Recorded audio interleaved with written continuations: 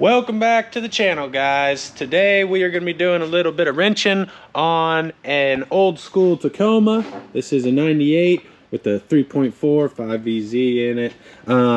This thing is kind of a problem child of a customer of mine that had some issues with some lean codes, and these are right at the brink of technology barely working for us. So we did a lot of testing. Everything came back to needing some injectors. Well, injectors for these things are very expensive. And of course, they're hard to find in good shape, like old ones, or getting ones that are worth a dang.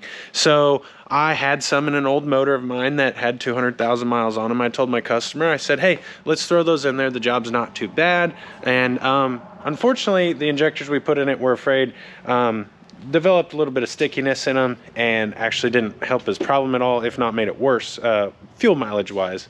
And so he had his sent off to a company, and we're going to put his old ones back in. They did some cleaning, revamping of them. And I was just going to go over what that takes. A lot of people are kind of intimidated by these motors, and they're not hard at all. The intake system and stuff's pretty nice. So with most of these jobs like this, it's with any motor, you have to take all the supporting stuff. So all of your throttle linkages, your air intake, stuff like that. I'm going to get all that stuff stripped off here, and I will touch base with you guys again. Like I said, get these out, and I'll go over what I take off next.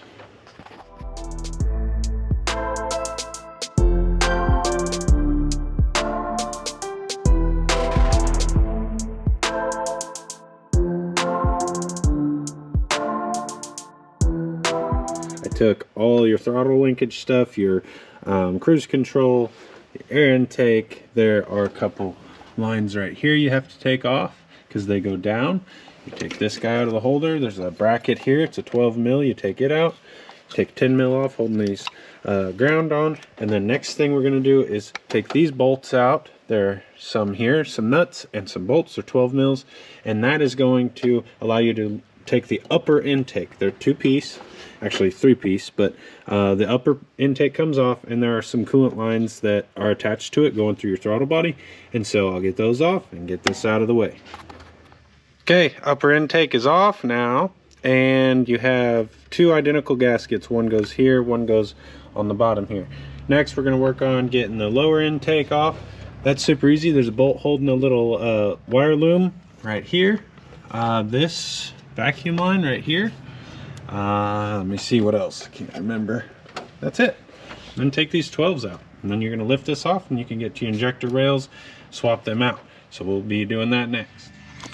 In typical Harley fashion, King Fab showing you half the job and not the other half, right? Sorry guys, I got excited. The bolts, there's one here, here, here, and here, 4 of them. Take those out, and then you literally pull up on the fuel rail. It's all connected, and you may think you have to take it all apart from this banjo bolt to get your injectors out. You don't. Just pull this up and around. It'll flex just enough, and then once you get these pulled up, you can pop the injectors out, and I've already put them in, plugged them in, and cinch these back down. Just make sure that your O-rings go back in square. I lube them up with like some penetrating oil or something like that, or people use Vaseline. You can use a bunch of different things. Just make sure you don't cut the O-rings, because that's what's obviously keeping everything dry and from your fuel leaking. So do that, and then carefully pop them into all the holes, put them in equally, and then lightly cinch these down. And a little secret is, when you're all said and done, your injectors should still technically wiggle. If they don't wiggle and they are too like super tight, that means you put them in crooked, or you have something under them, something like that. So that's a little tidbit for you, but they are in, and I'm going to go in reverse order now, and we're going to see how this thing runs, get the codes cleared, and hopefully we got them fixed back up. And voila, we're back together. That's truly about an hour job if you know what you're doing. It's not hard at all. So don't be intimidated to break into it. Let me know if you have any questions. Be happy to help. Just send me a message. But it's all pretty self-explanatory. And for anyone that is watching this, you might be a Toyota mechanic or something that's dedicated to them. I have already done the lower intake. Most people, when you get this far down, you want to reseal the lower intake, just because. And I did that before when we tried the other injectors, just to save them some money.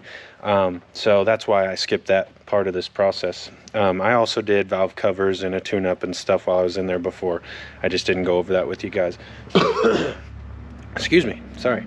Anyways, it's all done now. I'm gonna get it fired up, and like I said, get the codes cleared, and I'll give you guys a little update on how it runs and if the lean codes are staying away or not. But there's many different reasons that you may need injectors. A lot of people will diagnose misses on these too, and say it's an injector. It's kind of a hard way to go because, like I said, these are the year where your diagnostics are pretty hard to go by, and so typically you have spark plug wires or spark plugs on these causing issues, not really injectors. But that's not why we're in there on this one, just something to let you guys know.